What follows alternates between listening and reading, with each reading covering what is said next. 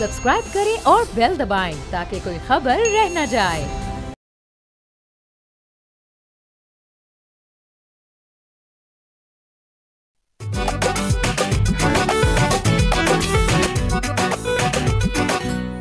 अस्सलाम वालेकुम, बोलो जनाब में बहुत बहुत खुश आमदीद। मैं हूं असद निज़ामी, मेरे साथ हैं अली इफ्ताब। सर क्या हाल है? सर ज़बरदस्त हाल है। और वो होता है ना कि तूफान से पहले थोड़ा सा सन्नाटा सा, तो ये हम अपने रेगुलर सेट से छोटे सेट पर आ गए हैं। इसका मतलब ये है कि आगे जाकर एक बहुत बड़ा सेट बनने जा रहा है। सर आप कह रहे हैं शो के अंदर मजीद जिद्दत आने लगी है सर, और जरा फैलाव आएगा थोड़ा सा इस तरह से कि आप और मैं तो करते रहते हैं गुफ्तगू, लेकिन हमने अब एडिशनल सोचा है। सर स्पॉइल नहीं करूंगा, लेकिन सर हम कोशिश ये कर रहे हैं कि शो जो है उसके अंदर से मजीद जान डाल दें, लोग ही लोगों और हम सब आपस में बातें कर रहे हैं सर। एग्जैक्टली एक राउंड टेबल किस्म का सर शो शुरू होने लगा। वाह सर तो बारह सर ये तो हमने सर अपना तो हम जारी रखते हैं सिस्टम सर।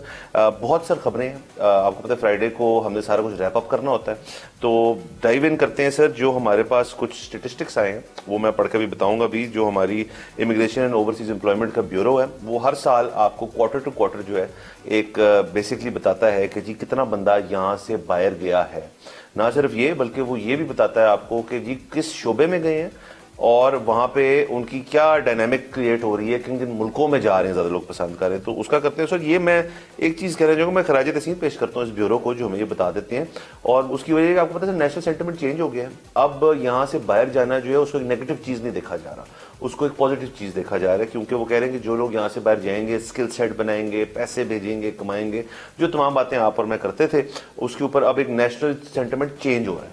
तो सर आप ज्यादा थोड़ा स्टैट्स पढ़ देता हूँ सर। तो सबसे पहले सर मैं मुल्क ममालिक बता देता हूँ। टोटल नंबर सर पहले क्वार्टर के अंदर यानी पहले 3 महीने जो हैं आपके 2025 के, उसके अंदर 1,72,000 से थोड़े से ज़्यादा लोग जो हैं वो ओवरसीज गए हैं किसी एम्प्लॉयमेंट के जरिए। उसके अंदर ज़्यादातर लोग जो हैं उन्होंने वर्कफोर्स के अंदर गए। तकरीबन 1 लाख बंदा जो है वो इसके अंदर है जो कि वर्कफोर्स एंड लेबर के अंदर गया, उनके वीज़ा जो है इस किस्म का है। और बाकी मैं डिटेल देता हूँ सर। तो आपके जो गल्फ नेशन है ज़ाहिर है वो भी टॉप करते हैं इस चीज़ के अंदर। उसके अंदर इस वक्त कतर सबसे ऊपर है, 12,000 तकरीबन 12,900 बंदा वहाँ पे गया। ओमान में 8,300, UAE में 6,800, बहरीन में 940। उसके अलावा सर बाकी UAE के मुल्क छोड़ दें अगर हम जो गल्फ मुल्क सॉरी छोड़ दें अगर, तो UK में 1,400 बंदा, तुर्की में 70 बंदा, ग्रीस में 800 बंदा, मलेशिया में 700 बंदा, 775 सॉरी, चाइना में तकरीबन 600 बंदा, अजरबैजान में 350 बंदा, जर्मनी 264, USA 250, इटली 100 बंदा और जापान में सर 100 बंदा। जैसे मैंने पहले कहा सिर्फ 1 लाख बंदा ऐसा है जो कि वहाँ पे लेबर फोर्स के अंदर पार्टेक करने के। अब आ जाए सर जो असल इसके अंदर जो चीज़ हमने डिस्कस करनी है आज की, जो स्किल्ड फोर्स है आपकी, स्किल्ड एंड सेमी स्किल्ड। तो सर जो सेमी स्किल्ड है आपका, जिसको हम स्किल्ड ही कहते हैं, यहाँ पे 38,274 से ड्राइवर्स यहाँ से गए हैं, 3,474 टेक्नीशियंस, 2,130 इलेक्ट्रिशियन, 1,860 मेसन्स यानी कि बेसिकली जो आपका कंस्ट्रक्शन के अंदर होते हैं, चुनाई कह लें बाकी चीज़ें कह लें उसको, 1,600 कुक्स और 1,000 वेल्डर। ये आपका medium to high skilled labour हो गए।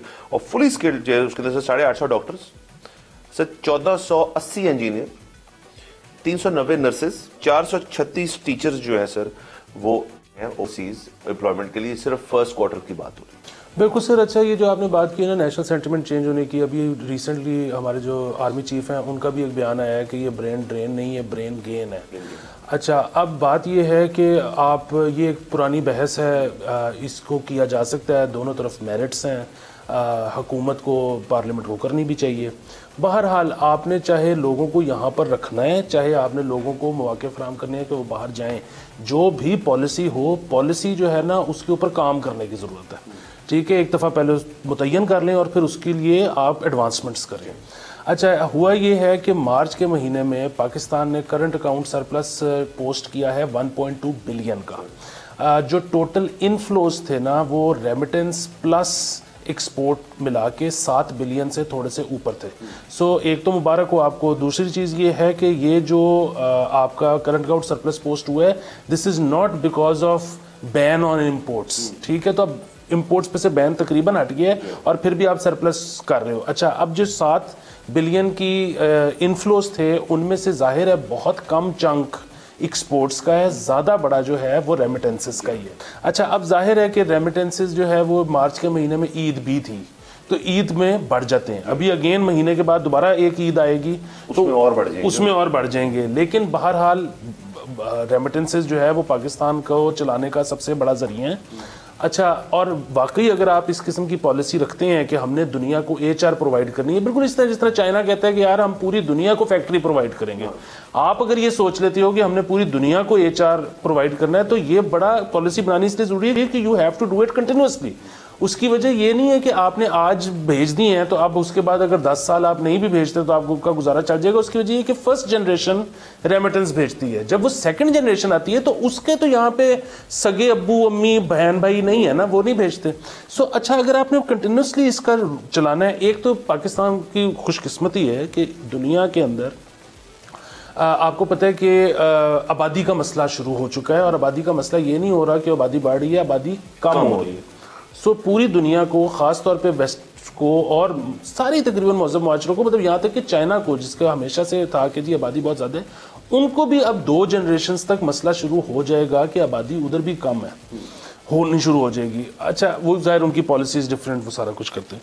अच्छा, इस वक्त पूरी दुनिया को लोग चाहिए। फिर ख़ास तौर पे अमेरिका ने जिस तरह से बहुत अब वो एक चलाई कैंपेन की, जी हम तो सबको निकाल रहे हैं, और अमेरिका क्योंकि सबको नाराज़ कर रहा है पूरी दुनिया में, तो एकदम से दुनिया ने ये भी फैसला किया है कि अच्छा जी अगर अमेरिका ये कर रहा है तो हम फिर मंगवाना शुरू कर देते हैं। मतलब इसमें मैं आपको एक और खुशखबरी दूँ कि कल ही हंगरी ने पाकिस्तान के लिए 400 स्कॉलरशिप का ऐलान किया। सो बुनियादी बात यह है कि ये this is a very good time. लेकिन अब इसमें जो है ना, अब देखें पूरी दुनिया से अगर उनको लोग चाहिए, और पाकिस्तान को तो अभी मुस्तकबिल करीब में आबादी का कोई मसला नहीं है, मतलब डिक्रीज़ होने का कोई मसला नहीं है। लेकिन अब हमने पॉलिसी इस तरह की बनानी है कि एक तो ये कि आपको पता है यहाँ पर जो कई ऐसे लोग होते हैं जिनके पास डिग्री होती है लेकिन उनको काम नहीं करना आता, ठीक है। अब ये एक ऐसी लाइबिलिटी है कि ये बाहर अगर चले जाएंगे और वहाँ पे काम नहीं करेंगे तो उससे एकदम से इमेज ये होगा कि यार ये पाकिस्तानी तो काम नहीं करते, डिग्रियां बढ़ रही हैं, काम कोई नहीं आता। एग्जैक्टली। अब मेरा जिसमें यही तो है कि अगर 1000 इंजीनियर गया है या 400 नर्सेज गई हैं, तो उसका मतलब ये नहीं है कि उधर रिक्वायरमेंट इतने की थी। हमारे पास काम के बंदे जो अपना कॉन्ट्रैक्ट भी छोड़ के जा सकते थे वो इतने थे, अगर हमारे पास ज्यादा होते तो हम मजीद भेज देते। बिल्कुल सर, इसके अंदर हमें ये देखने की जरूरत है, ये मैं जैसे शुरू का इस ब्यूरो की हम तारीफ करते हैं कि हमें डेटा भेज देते हैं, हम इसको पहली दफा नहीं डिस्कस करें, इनके प्रीवियसली भी हमने डिस्कस किए। तो सर असल कहानी तो ये है कि देखें 2025 में जब जैसे मैंने कहा नेशनल सेंटर फर्स्ट क्वार्टर की बात हो रही है, अब जो सेकंड क्वार्टर के अंदर क्या इसके अंदर इजाफा आता है, अगर तो नहीं आता तो आपकी वाली थ्योरी जो बिल्कुल बजाय कि जितने थे उतने भेज दिए हमने, अभी और नहीं मार्केट में आए, और अगर फर्ज करें ये बदतदरीज बढ़ता जाता है तो इसका मतलब है कि और भी हैं हमारे पास जिनका इन प्रोसेस था और वो अब वहां से यहां से चले गए हैं। दूसरा सर इसके एक इशू ऑब्वियसली है कि देखें अगर इंजीनियर्स, नर्सेज, डॉक्टर्स सब कुछ, मैं ये नहीं हो सकता कि तमाम के पास ये अपॉर्चुनिटी है कि वो बाहर चले जाएं ज्यादातर से, लेकिन आपका इवेंचुअली पॉइंट आ जाए जो जिस तरह हम ये कह रहे हैं कि अच्छी चीज होगी, लेकिन अच्छी चीज उस सूरत हाल में है ये कि वो जाके वहां स्किल्स अपनी मजीद होन करके यहाँ वापस आए। उसका कंडीशनैलिटी ये है कि आप वापस जब वो यहाँ आए तो इधर ऐसा माहौल क्रिएट हुआ हो कि उनको वो छोड़ने की हो कि यार चलें ये फैमिली है, यहाँ पे सब कुछ है, लेकिन अब यहाँ हालात भी बेहतर है, अभी तो ये हालात भी ठीक नहीं है और फैमिली जो है वो भी कह रहे कि आप जाए वहां पे कुछ अपनी जिंदगी बनाए।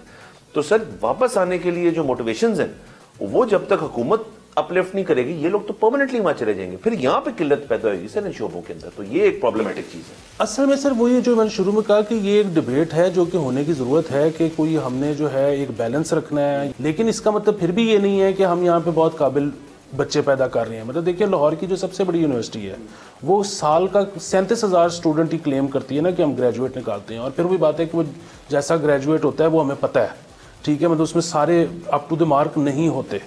तो ये वो चीज़ें हैं नंबर 1 जिनको चेक करने की, बेहतर करने की ज़रूरत है। नंबर 2 हमारे यहाँ पे लॉ एंड ऑर्डर के जो सिचुएशंस हैं, हमारे यहाँ पे जो जज्बात में आकर जलसों में, मुजाहिरों में वायलेंस का एक रुझान है, ये बाहर की दुनिया के लिए बहुत जो है ना अलार्मिंग है कि यार हम किसी को यहाँ से बुला लें और वो बलवाई निकल आए जो कि बलवा कर देता है किसी इशू के ऊपर, तो वो उसको हम कैसे मैनेज करेंगे।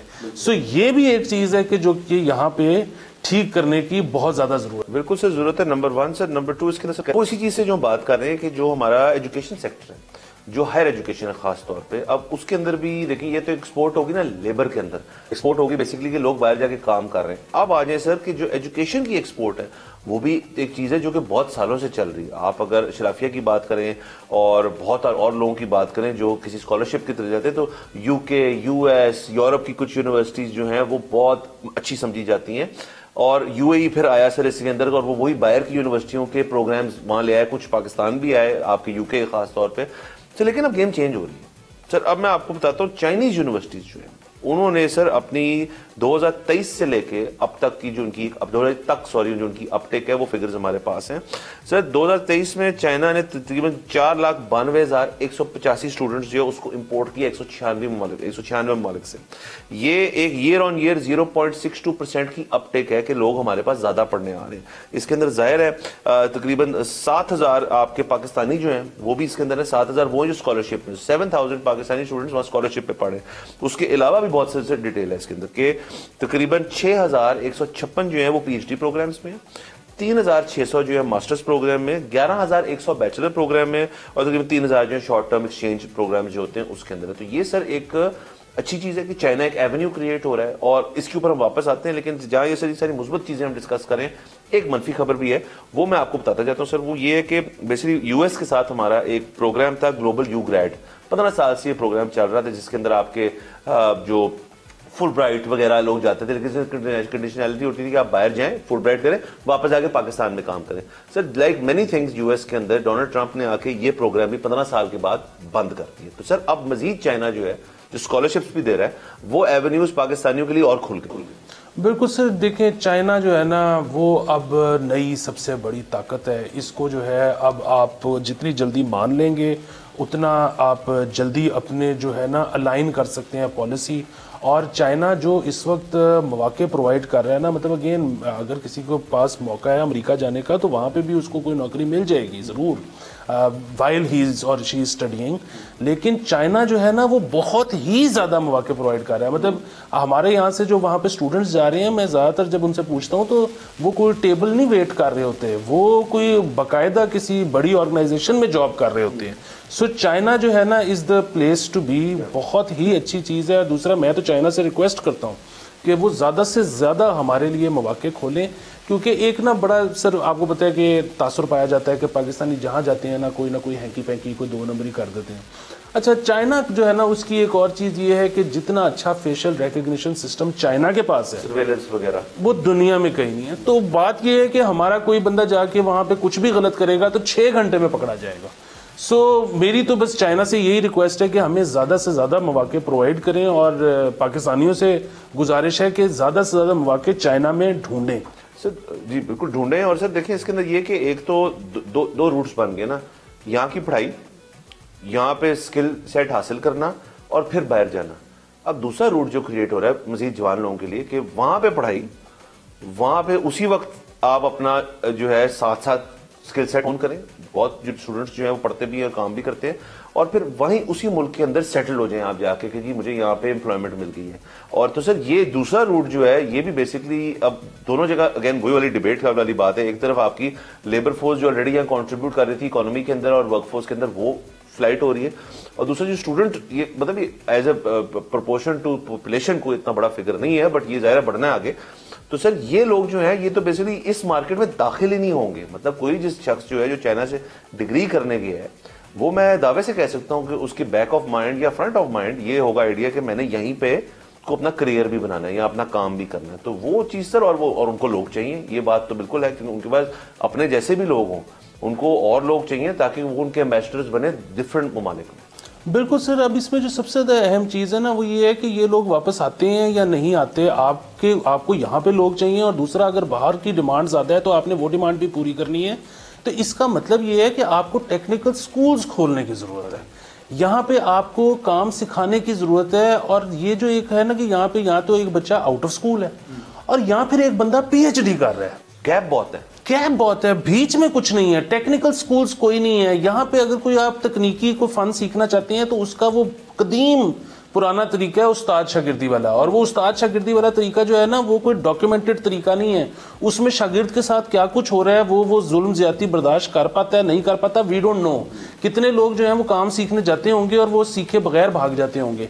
सो यही अगर हुकूमत रिस्पॉन्सिबिलिटी ले लेना कि जी मतलब आप मुझे बताएं कि कितनी जगह कितने स्कूल्स का आपको पता है कि जहाँ पे इलेक्ट्रिशियन बनना सिखाया जाता हो या जहाँ पे मोबाइल ठीक करना सिखाया जाता हो, और बात फिर वो ये इनमें आप अगर नंबर निकाल के देखें इंजीनियर ज़्यादा गए हैं या टेक्नीशियन ज़्यादा गए हैं।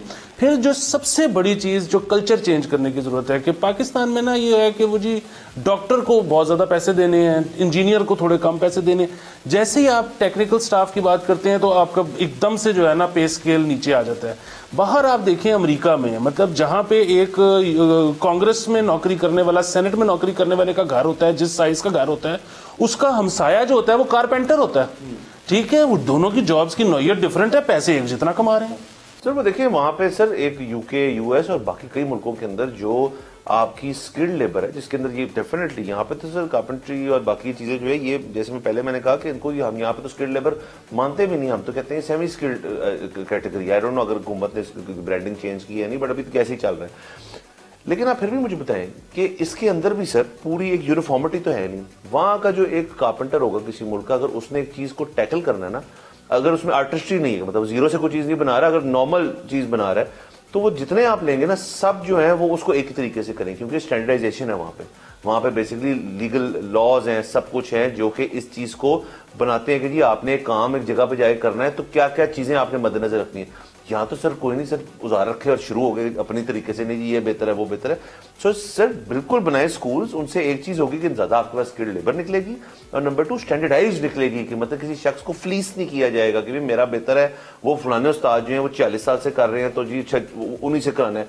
ये वाली चीज खत्म हो गई। हमारे पास एक और खबर भी सर इस चीज पे है जिसके ऊपर हमने मतलब अच्छी चीज है, उसके ऊपर हम डिस्कस करेंगे, लेकिन सर यहाँ पे हमने जाना एक ब्रेक के ऊपर। So let's take a break.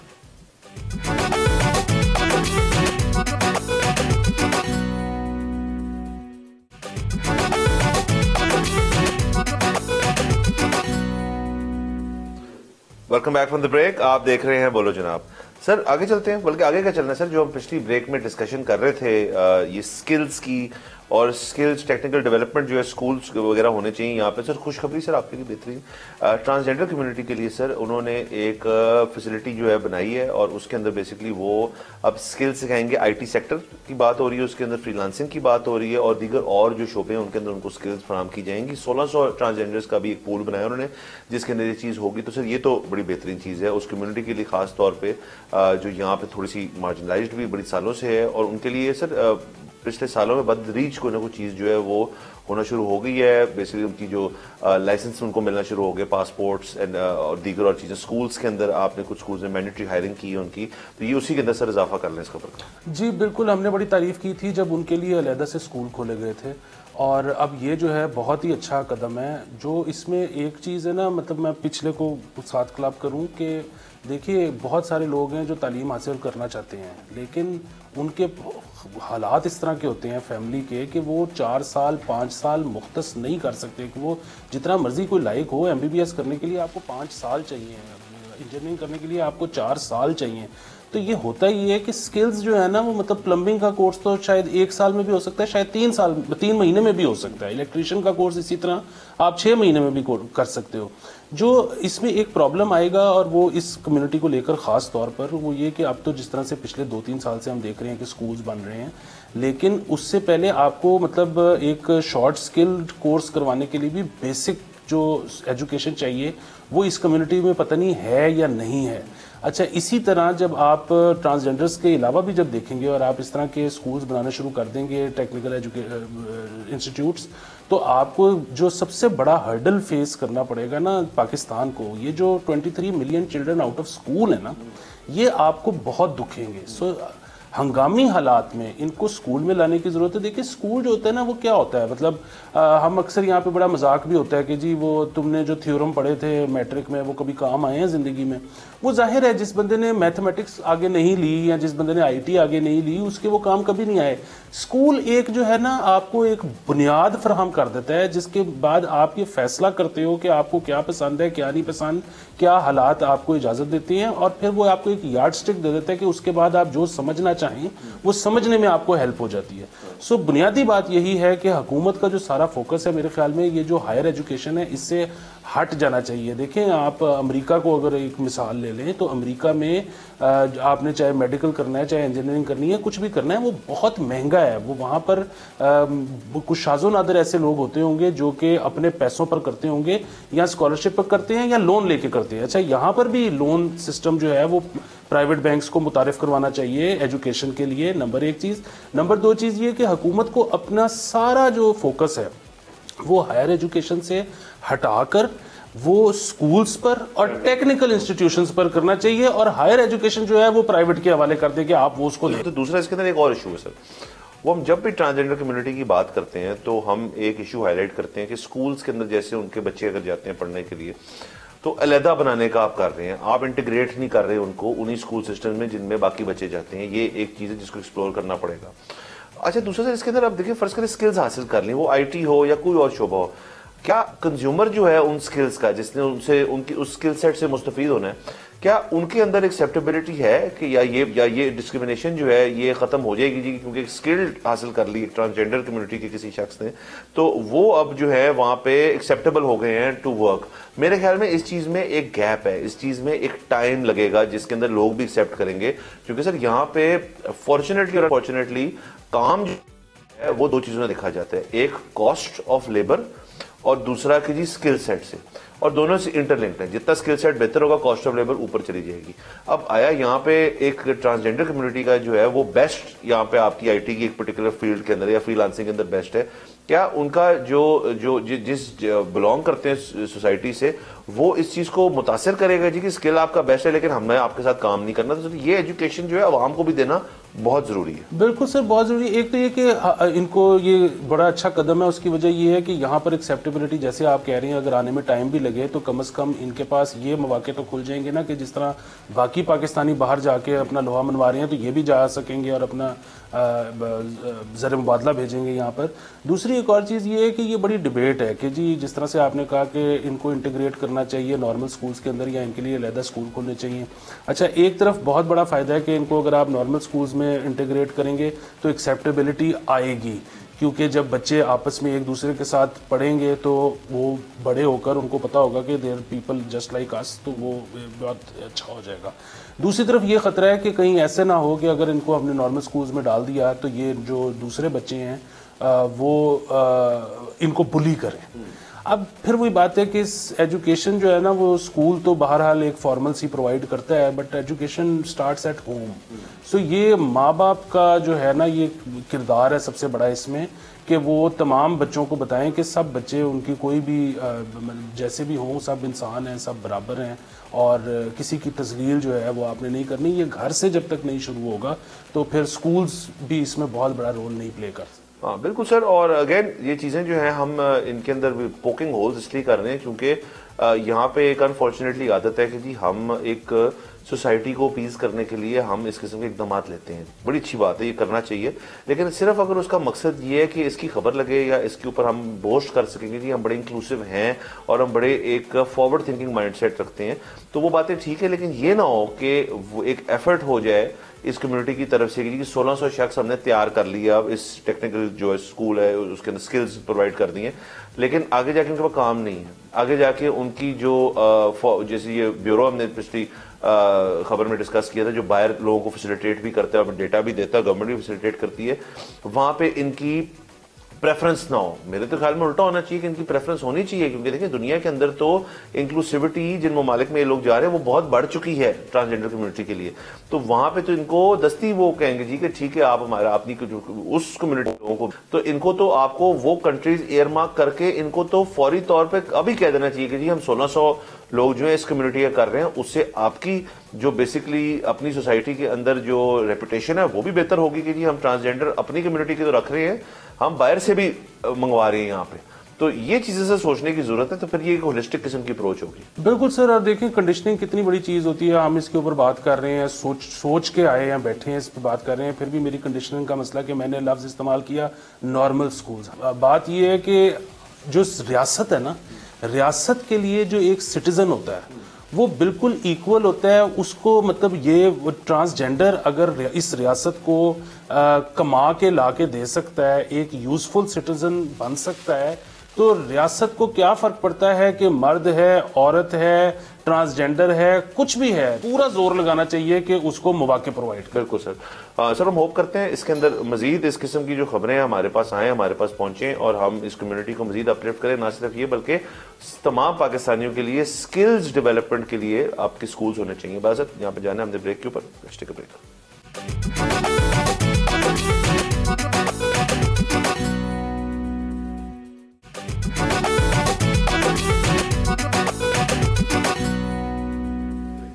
Welcome back from the break. आप देख रहे हैं बोलो जनाब। सर आगे चलते हैं। अब हम जरा क्रिकेट के ऊपर बात कर लेते हैं।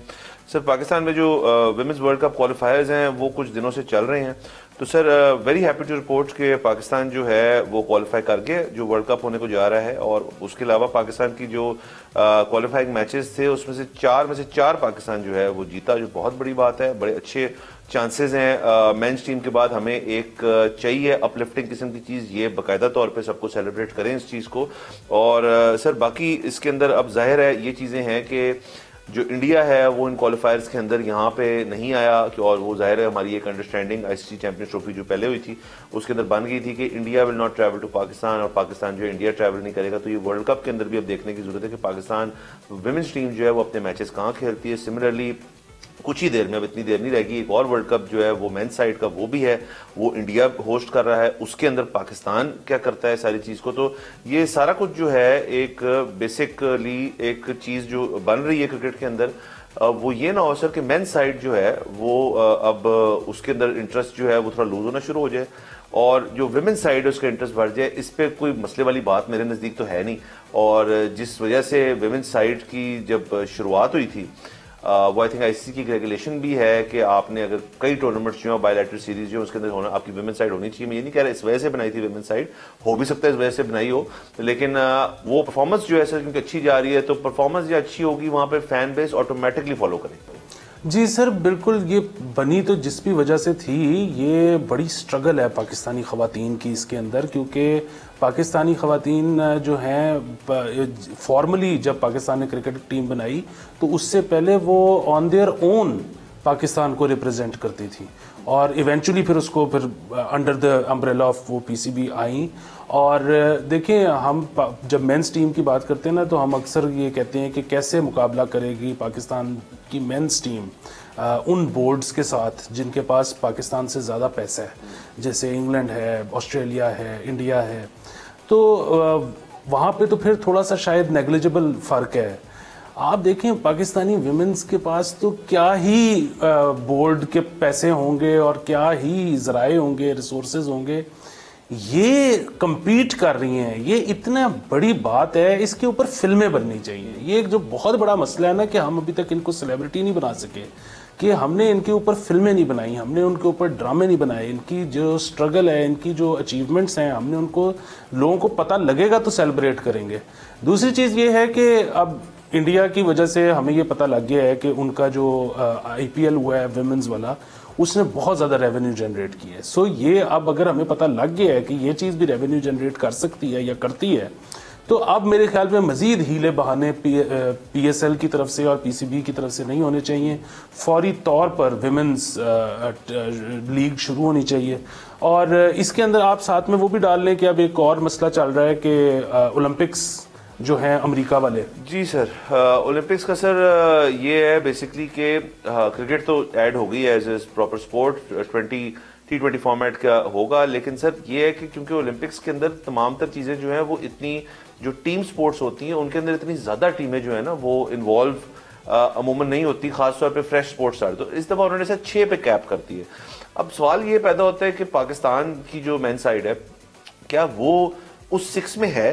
अभी तो मेरे ख्याल में आप अगर नॉक ऑफ करना शुरू कर दें तो ऑस्ट्रेलिया, इंग्लैंड, इंडिया और इसके अंदर आप साउथ अफ्रीका डाल दें, न्यूजीलैंड डाल दें, ये तो 5 टीमें। अब छठे स्पॉट के अंदर कंटेंटर्स बहुत आ गए हैं। उसके अंदर आपके पास पाकिस्तान हो गया, बांग्लादेश हो गया और वेस्ट इंडीज हो गया, दीगर टीमें हैं जो कि 6th स्पॉट के लिए कंटेंट करेंगी। जाहिर है अभी इनके जो सारी चीज़ें हैं वो हमें आगे स्केड्यूल्स भी मिलेंगे, ये कहाँ पे क्वालिफायर्स होंगे, इसके कैसे करेंगे, ऑटो क्वालिफाई कौन सी टीम्स करती हैं, मुझे नहीं पता पाकिस्तान है या उसके अंदर नहीं, अभी बड़ी एम्बिग्यूटी है सारी चीज़ के अंदर। तो आने वाले कुछ देर में हमें इस चीज़ का पता चल जाएगा। और सर ये बहुत ही अनफॉर्चुनेट होगा कि पाकिस्तान जो कि मतलब लिव एंड ब्रीथ करती है क्रिकेट को, वो अगर खुदा ना खासा पहले ओलंपिक्स का हिस्सा ना हो तो ये बड़ी डेट्रीमेंटल चीज़ होगी।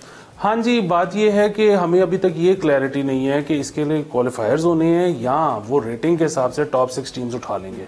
दूसरी चीज़ ये है कि क्योंकि ये अमेरिका में हो रहा है, तो अगर जो होस्ट मुल्क है उसने ऑटो क्वालिफाई कर जाना है तो फिर तो ये टीम्स 6 भी नहीं हैं, ये टीम्स 5 हैं। तीसरी और आखिरी चीज़ ये कि सर हम ये बात मानते हैं कि पाकिस्तान अपने ट्रू पोटेंशियल पे नहीं खेल रहा, और उसकी वजह ये है कि पाकिस्तान 4th सबसे महंगा या सबसे अमीर बोर्ड कंसिडर होता है, और पाकिस्तान की रेटिंग जो है इस वक्त T20 में वो मेरे ख्याल में 6th है। तो इसका मतलब है कि पाकिस्तान अपने ट्रू पोटेंशियल पे नहीं खेल रहा, और अगर वो खेले तो 4th तक आना तो कोई मसला नहीं होना चाहिए।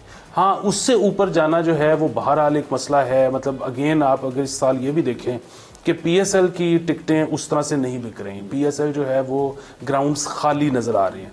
अब उसकी बहुत सारी वजूहात हो सकती हैं, ज़ाहिर है एक नहीं है, लेकिन उन वजूहात को अगर आप देखें, एक तो ज़ाहिर है लोग जो है ना वो इनकन्वीनियंस की वजह से कम आते हैं, क्योंकि कोई इजी नहीं है, मतलब कोई आपने सीधा स्टेडियम जाना है और सीढ़ियाँ चढ़ के अंदर आसान नहीं है। आप किसी एक वाले मखसूस जगह पे जाओगे, वहाँ पे पार्किंग ढूंढोगे, फिर आप शटल करोगे, फिर शटल से अंदर जाओगे, फिर एक वो चेकिंग और ये सारे मामला, विच मतलब मेक्स लॉट ऑफ सेंस क्योंकि सिक्योरिटी का मसला है।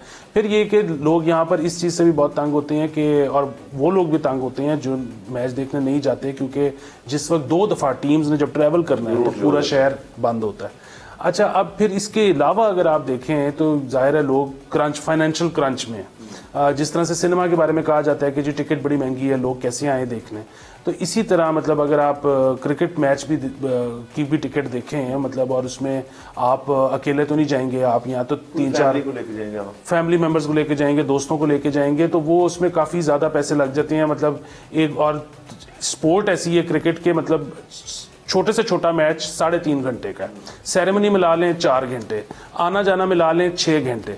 6 घंटे एक पूरी दिहाड़ी है। उसमें अगर एक बंदा ये सोचे कि यार मैं एक दिहाड़ी के अंदर अगर 3,000 रुपये भी कमा लूँ और मैं जो है वो घर पे मैच बच्चों के साथ देख के तो पिज़्ज़ा पार्टी करा दूँ घर पे, तो बच्चे शायद ज़्यादा खुश हो जाएंगे। सो ये सारा जो है ना एस्पेक्ट्स आप सोचते हो ये फैसला करने से पहले कि मैच देखना है नहीं देखना।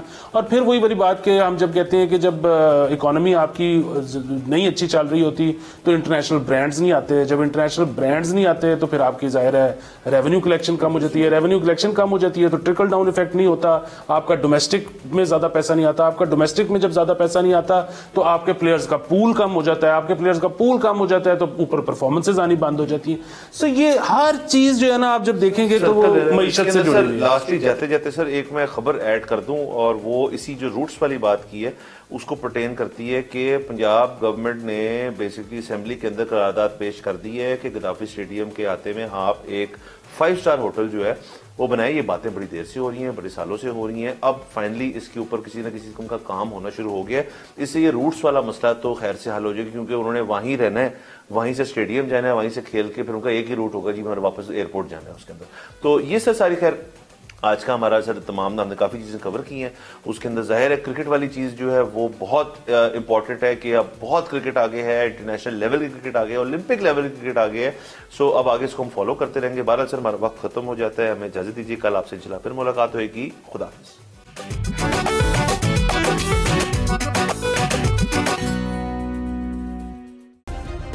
सब्सक्राइब करें और बेल दबाएं ताकि कोई खबर रह न जाए।